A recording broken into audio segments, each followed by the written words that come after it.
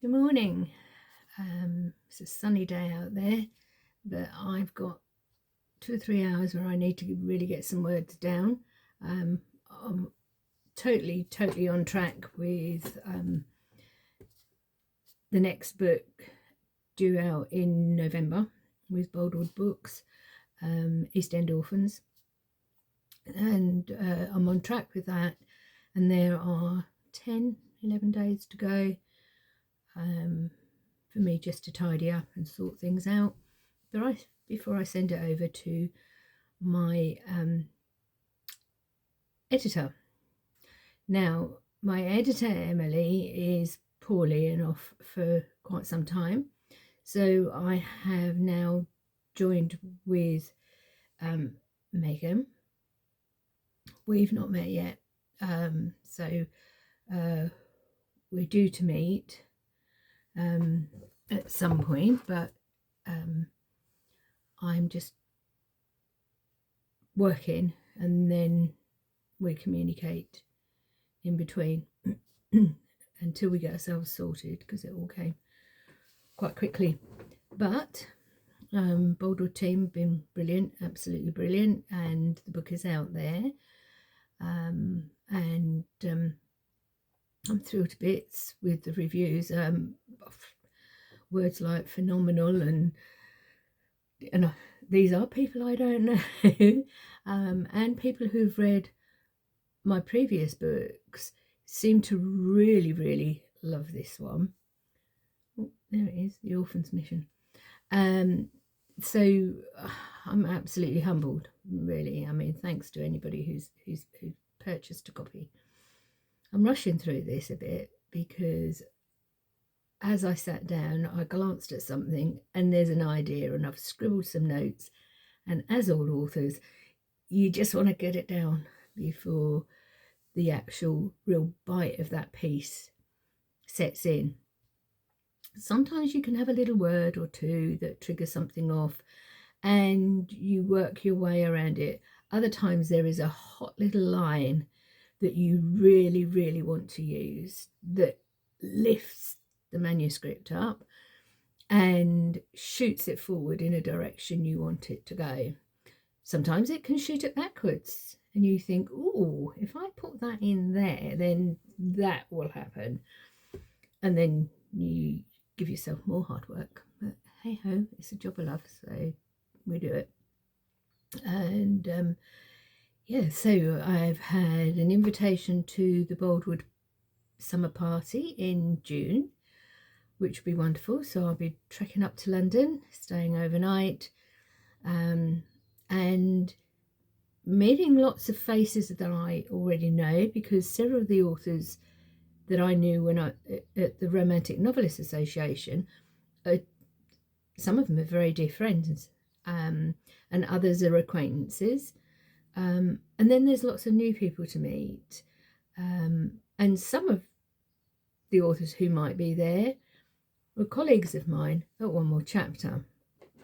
Now, One More Chapter, as you know, I'm going to be writing Amber Raven, the witch-themed projects for, and I have just sent in 6 chapters and a synopsis to my editor in a slightly different format than I would do normally. So Charlotte has received that, and I will be just waiting to hear back from her about where we go, what we do, and whether she likes the idea of the book. I love it. I love writing it, and we'll just see how it goes. So yeah, so there's quite a few things going on at the moment,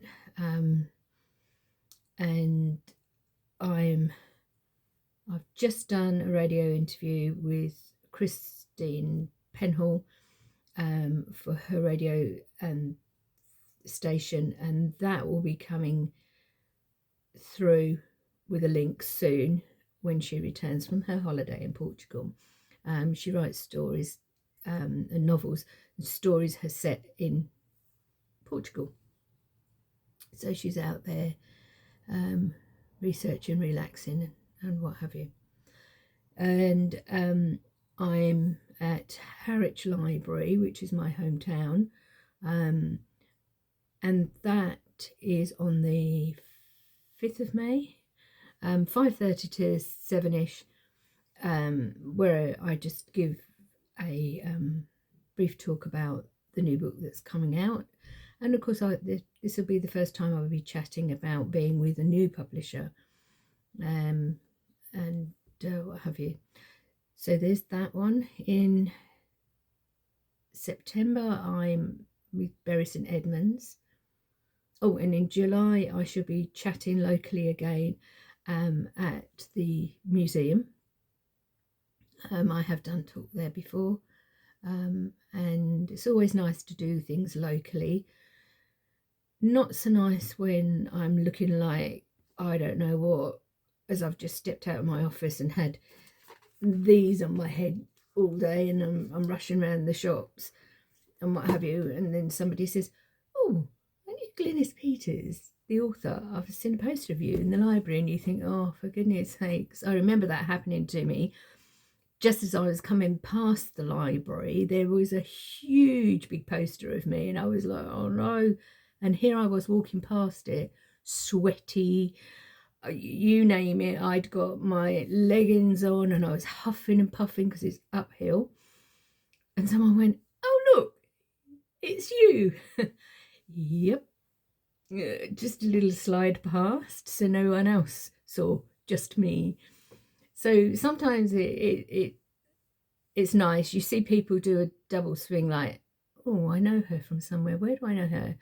And I also am a walking double of my aunt, who, well, not quite, because she'll be 80 this year, but you know what I mean. We look alike. So sometimes people will call me by a different name, and I'm like, "No, I think you mean my aunt." So yeah. Anyway, that's me waffling on.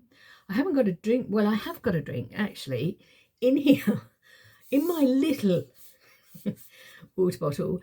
I have found, I mean, this is Boldwood colours orange, but as you can see, there are several orangey things around the office and what have you. But I bought this great big thing, and I have it sitting on my desk so that I will drink some water.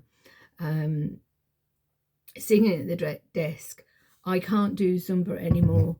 I do Qigong, which is good exercise for me, but I don't do the high aerobic anymore. One of my hips won't take it. So I try and drink as much water as I can, and I sit at the desk, but the weight piles on, and it's a struggle sometimes. And even if I go for a very long walk with Harry and think, "Oh good, I should at least have lost a few pounds," I don't have scales, so I wouldn't know. I go by my clothes, and the double chin. So hopefully you will be seeing this slide away by today, because I'm drinking this. Forever hopeful. But in there is cleavers, which is, we call it sticky willy, and it's a plant that grows in the hedgerows. I pick it further back in the farmers' fields where there's no spray, no dogs, nothing, no animals can get to it. And then I just steep it, and I'll steep it for one day overnight and to get the best out of it. But it's very good for the lymph system. And I have got one leg that tends to, and always has, tighten every now and then, and I find that when I drink cleavers at their start of their new season, if you like, that's always slightly stronger, and that reduces it. It's all gone now. So yeah, so that's got honey in there because cleavers taste like strong grass, and I don't mean, I mean green grass that grows on the ground, and it tastes like that, and it can be a bit tangy. So I have honey in there with it, and then also I have got my collagen powder, which is really good for my joints. I'm really finding that helpful. But that comes in powder form that's got no flavour, it just mixes down. And yeah, so I have that on my desk now. So I haven't got a coffee yet because I am trying to fill the moments with this stuff. And then I will go on and I will have my coffee, maybe a biscuit. I don't know. Good old digestive biscuit. Yeah, so that's happening. The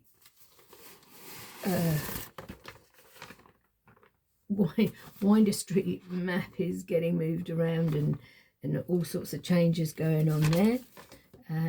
So that's connected with the East End Orphans. So the Orphans Mission, that's sitting in a category of the top 100 on Amazon at the moment. So it would be nice to see it go into one of the other categories and come through in Britain. It's doing well in Canada. So that's very nice. So yeah. It's on a KDP, I think, at the moment for the USA. So all sorts of things happening there. There's a new newsletter coming that Boldwood are formatting at the moment for me. When that happens, I'm going to have a word with them and maybe we'll get a competition going. There are a few ideas in my head. With the newsletter comes inspirational tidbits and snippets that I've written that inspired me to write The Orphans Mission. And ongoing with that, the same sort of thing will happen with my other books. I opened up a file. My husband found an old hard disk, and I opened up a file in there, and I was like, oh my gosh, I forgot I'd written this. And I've got 5-6 chapters of a story that I wrote or started writing before I signed with HarperCollins, and I've a feeling I've picked some bits out to put in other books, but there are several pieces of this that will fit nicely for book 2. So I'm really, really pleased that I never throw anything away. I never hit delete and what have you. If I've removed something from a book, doesn't matter how big it is, I have a file that I throw it all in. And every now and then I'll look at that file and that will trigger off a new chapter or 2 or a new novel. Sometimes it even starts that off. So this particular scene I looked at and the voices and the characters, I thought were perfect to come live in Winder Street, and perfect for the Orphan Connection. And the little snippet that I might sort of talk to you about is basically the families in Winder Street all interact, live as a little community, and where the orphans come into it is it starts with Chrissy, my main character, and she takes in a young boy and gives him a little job, basically. Well, he becomes orphaned. During the course of the story, he meets another orphan, and the story builds around like that.